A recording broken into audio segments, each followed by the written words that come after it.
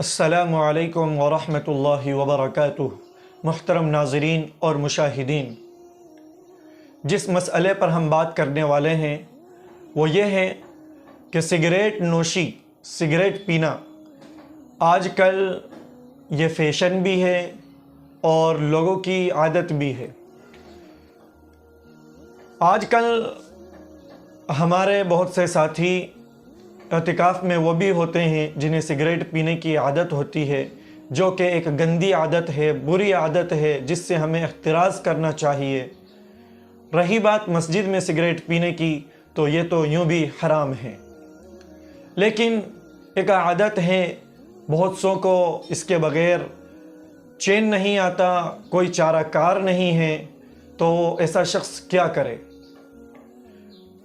تو روزے کی حالت میں تو سگریٹ نوشی کرنا، سگریٹ پینا جائز نہیں ہے، لیکن اگر کوئی شخص افطار کے بعد سگریٹ پیوے تو اس کی صورت یہ ہے کہ جب قضاء حاجت کے لیے جائے افطار کے بعد، تو جتنا وقت قضاء حاجت میں لگ رہا ہے اس درمیان وہ سگریٹ نوشی کر لے۔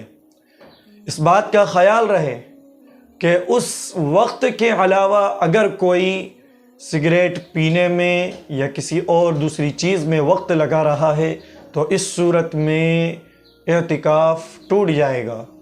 اس چیز کو یاد رکھیں، کوئی بھی کام کے لیے جا رہے ہیں، کوئی بھی ایسا عذر جو آپ کو لاحق ہوا ہے، پیش آیا ہے، اس کے لیے آپ گئے، وہ عذر آپ کا ختم ہو گیا، پھر بھی آپ چند منٹ ہی اگر آپ نے وقت ضائع کیا، وقت صرف کیا تو اعتکاف ٹوٹ جائے گا۔ اس لیے ہمیں کوشش کرنی چاہیے کہ اولاً تو ہم یہ بیکار کی چیزوں کو چھوڑ دیں، اور اگر کسی کو اس سے نہیں رہا جاتا ہے تو اس کی یہی صورت ہے کہ قضاء حاجت کے وقت میں استعمال کریں، سگریٹ نوشی کر لیں۔ ایک بار اور کہوں گا کہ یہ ایک گندی عادت ہے، اس سے انسان کو بچنا چاہیے۔ اللہ تعالیٰ سمجھنے کی توفیق دے۔ وما توفیقی الا باللہ۔